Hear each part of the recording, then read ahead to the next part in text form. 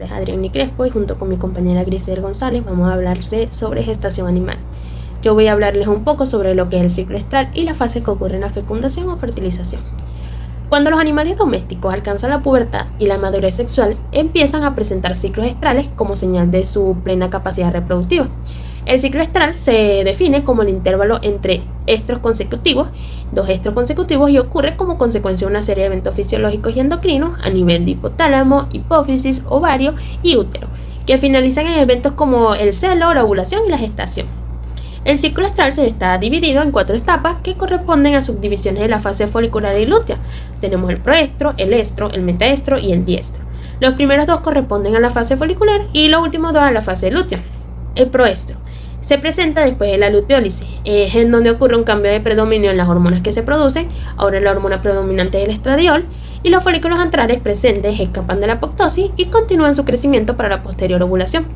En esta fase, a su vez, el aparato reproductivo se prepara para el estro y la monta.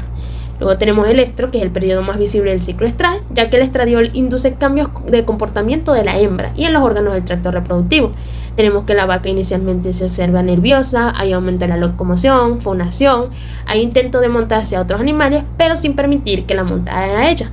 Con el transcurrir del tiempo se vuelve receptiva, lo que se conoce como reflejo de quietud, que aunque es de corto tiempo se considera el único signo positivo del inicio del celo. Mientras tanto, en el ovario también se están desarrollando uno o varios folículos que continúan la maduración hasta adquirir un tamaño preovulatorio con producciones altas de concentraciones de estradiol que inducen una retroalimentación positiva a LH, lo cual provoca el pico de LH y luego la ovulación. Durante el estro ocurre la ovulación de gran parte de las especies domésticas, en excepción de la vaca, que esta sucede en el metaestro. Entonces el metaestro es la etapa donde ocurre la ovulación de la vaca, que en sentido fisiológico la ovulación lo que significa es la liberación del óvulo.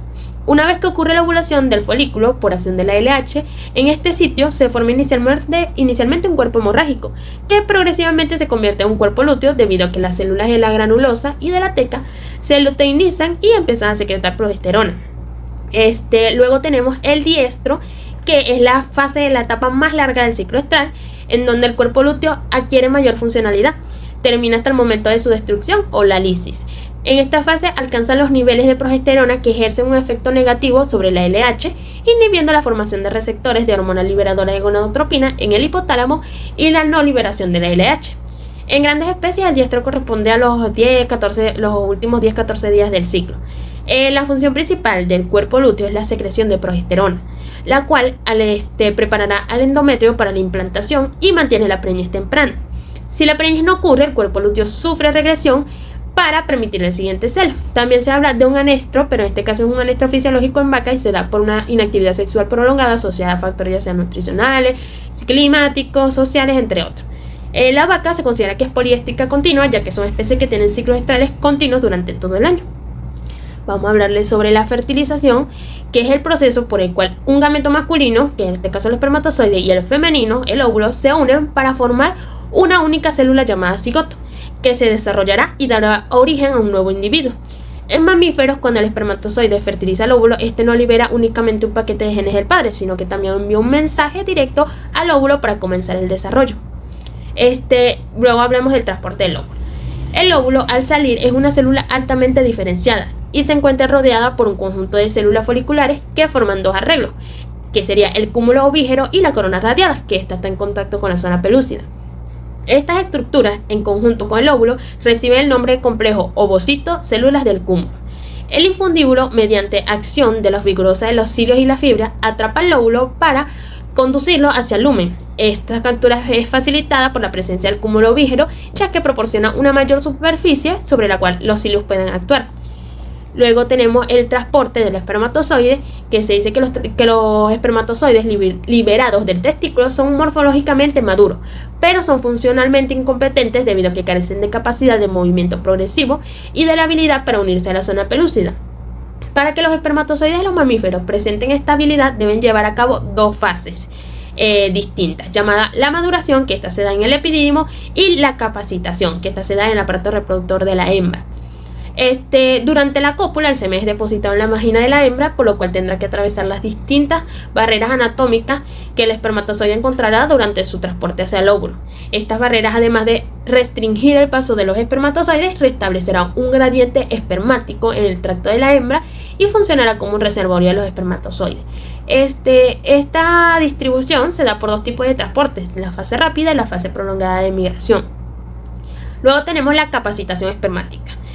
Después que entra el espermatozoide, obtenido del epidídimo o eyaculado, requiere una fase adicional de maduración en el tracto reproductor de la hembra. Este proceso se conoce como capacitación y prepara al espermatozoide para sufrir la reacción acrosomal. La capacitación comienza desde la vagina y continúa en las regiones altas del tracto de la hembra. La reacción acrosomal es un proceso de exocitosis regulada y absolutamente requerida para la fecundación. De hecho, se considera como un indicador que la capacitación espermática ha ocurrido. Se inicia inmediatamente después de la unión primaria del espermatozoide con la zona pelúcida del óvulo. Solo los espermatozoides con reacción acrosomal son capaces de atravesar la zona pelúcida y unirse a la membrana plasmática del óvulo y fusionarse con él. Se da la penetración. Para los espermatozoides depositados en el aparato genital de la hembra, la zona pelúcida es la última barrera que deben atravesar para fertilizar el óvulo. En la penetración de la zona pelúcida interviene un mecanismo mecánico y otro enzimático. Esta penetración se da en la porción inmediata de la cabeza del espermática, que en contacto con la superficie de la zona pelúcida, esta parece erosionar, formando un orificio o un camino espermático. Luego de que penetra, ocurre la activación del ovocito y la formación de los pronúcleos. La respuesta del óvulo a la fusión de membranas entre ambos gametos, esta provoca su activación. La activación completa del óvulo incluye la inducción temprana de cambios oscilares en la concentración de calcio intracelular y la reanudación de la meiosis, produciéndose un embrión capaz de desarrollarse normalmente.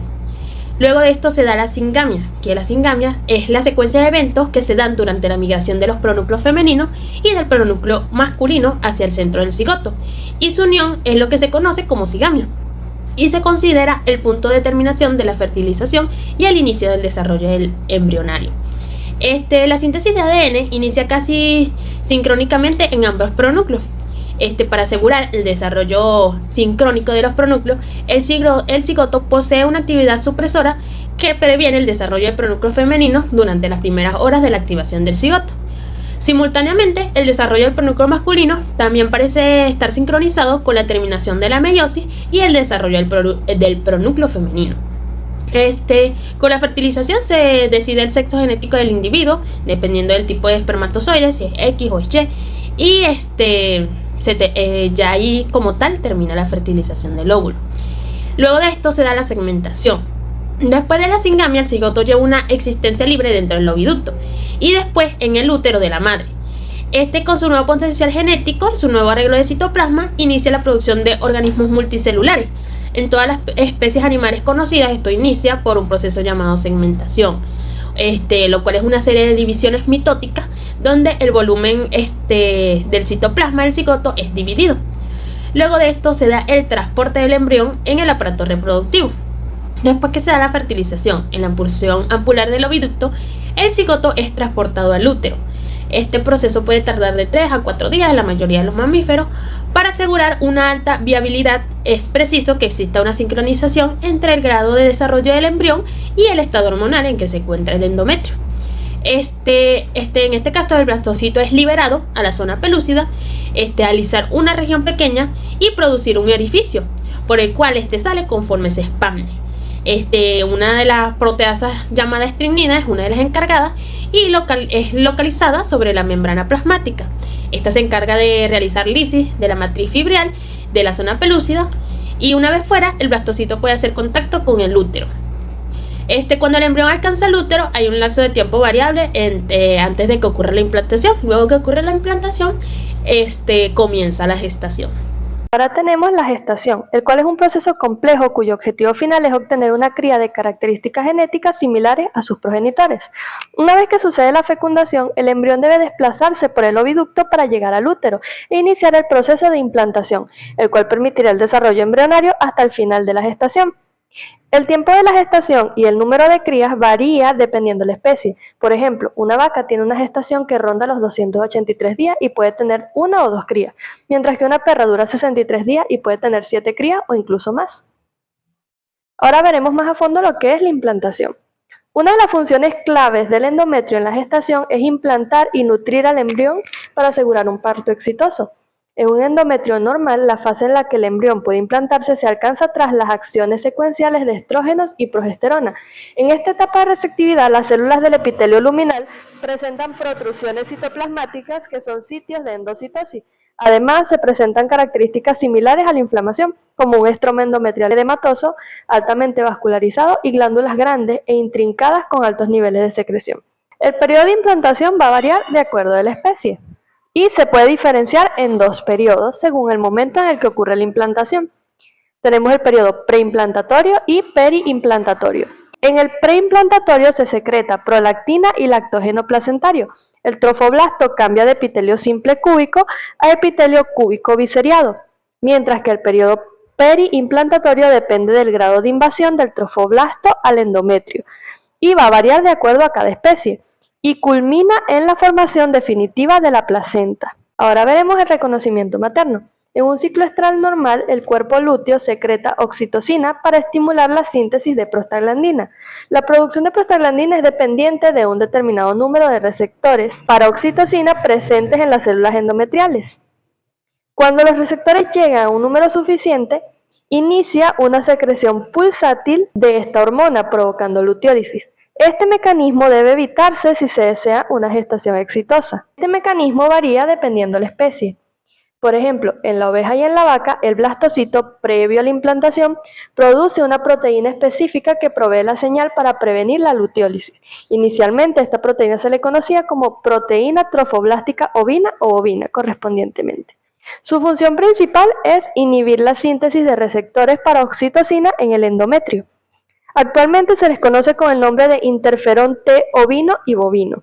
Esta adicionalmente se une a la glándula uterina y promueve la síntesis de proteínas que participan en la nutrición embrionaria. El reconocimiento materno en otras especies es diferente al del ovino y del bovino. Por ejemplo, tenemos la cerda, en la cual el embrión comienza la producción de estradiol entre los días 11 y 12 después de la ovulación. Este estrógeno no disminuye la producción de prostaglandina, sino que la redirecciona hacia el lumen uterino, teniendo así un destino diferente al del ciclo normal. Ahora vamos a ver la placentación. Una vez que el embrión se ha implantado, se forma un órgano transitorio para facilitar el intercambio metabólico entre la madre y el embrión. Este se conoce como placenta y está compuesta por una parte fetal derivada del corión y un componente materno derivado de algunas modificaciones del endometrio. Las placentas varían y se clasifican de acuerdo a la distribución de las vellosidades coriónicas en su superficie, dando a cada tipo de placenta una apariencia anatómica distinta. Igualmente pueden clasificarse por el número de capas de tejido que separan la sangre materna y la fetal. Aquí podemos observar los 4 tipos de placentas, que son la difusa en el caso de los cerdos y de los equinos, la zonal, en el caso de los carnívoros, discoidea propia de primates, roedores y lagomorfos y cotiledonaria en rumiantes. Es a través de las membranas fetales que se da la comunicación materno-fetal y por consecuencia la nutrición del feto, quien se nutre directamente de materiales provenientes de la circulación materna. Este órgano temporal organiza y participa en muchas funciones, entre ellas podemos encontrar metabólicas, endocrinas, vasculares e inmunológicas, muy importantes tanto para el feto como para la madre. El paso de los nutrientes desde la madre al feto, una vez formada la placenta, se realiza a través de un sistema complejo de perfusión y transporte por las vellosidades coriónicas. Y además la placenta alberga 2 sistemas circulatorios distintos pero entrelazados, que es el fetal y el materno. El transporte y la función metabólica placentaria se encuentra en el interfaz de estos 2 sistemas. Una adecuada nutrición fetal permite un correcto crecimiento. Esto es importante en la producción animal por su influencia en el peso al nacimiento, ya que pesos bajos se asocian con alta mortalidad perinatal, baja tasa de crecimiento y bajo peso adulto. Y fetos con alto peso al nacer resultan en una mayor tasa de distosia y mayores intervalos entre partos. El parto. El parto abarca diferentes procesos fisiológicos y anatómicos, por los cuales el útero expulsa los productos de la concepción al final de la gestación, cuando ha tenido un desarrollo normal. La expulsión de la placenta es asimismo parte del parto y es el evento que lo culmina. Se distingue del aborto, en el cual también por medio de procesos fisiológicos el animal expulsa los fetos contenidos, pero antes de tiempo y sin posibilidad de que sean viables. Se divide en 3 etapas básicas. Tenemos los signos, que son los cambios de comportamiento que muestra la hembra cuando se aproxima el parto. En general podemos observar inquietud, inapetencia, aislamientos y en algunas especies incluso harán nidos. Al mismo tiempo, el ligamento sacrociático se encuentra relajado y existe un aumento en el volumen de la glándula mamaria. Asimismo, el diámetro del canal de parto se hace mayor. Luego tenemos la expulsión del feto. Este evento comienza con la ruptura del amnios y el alantoides y culmina con la expulsión del feto. Y por último, la expulsión de la placenta. Este proceso debe ocurrir en un periodo no mayor de 12 horas. Tenemos una serie de mecanismos del parto, ya que un parto exitoso depende de 2 mecanismos básicos: la habilidad del útero para contraerse y la capacidad de dilatación del cérvix. Todo esto está influenciado por hormonas. El incremento de la relación estrógenos-progesterona permite la síntesis de oxitocina y prostaglandina, las cuales permiten sincronizar las contracciones uterinas con la dilatación cervical para permitir la salida del feto. La duración del periodo podrómico y del parto varía de acuerdo a la especie, igual que la expulsión de la membrana fetal, que puede ser hasta unas horas después o ir junto al feto. Lo podemos observar aquí en este cuadro. Tenemos la variación en el tiempo del parto, en el periodo podrómico y en el tiempo de expulsión de las membranas fetales. Ahora veremos uno de los problemas más comunes a los cuales nos tocará enfrentarnos, que es la distocia.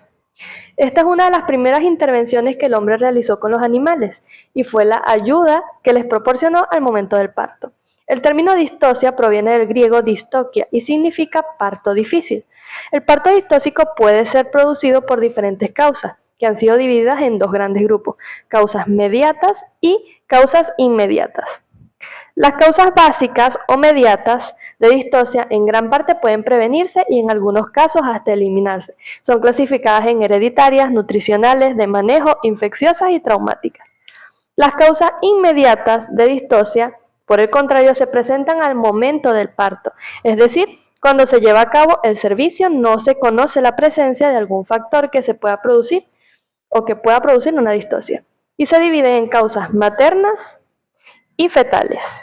Ahora, para poder asistir a un parto distóxico tenemos distintas maniobras obstétricas. Se emplean básicamente 4 procedimientos, que son la mutación, que consiste en manipulaciones necesarias para resolver las fallas en la presentación, posición o actitud del feto, y se divide en 4, que es la repulsión, rotación, versión y rectificación de las extremidades.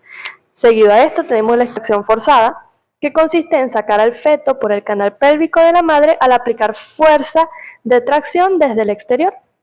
Tenemos la fetotomía, que consiste en la sección y extracción del feto en fragmentos y se efectúa en casos de estrechez pélvica materna, volumen excesivo del feto, monstruosidades y deposiciones anormales.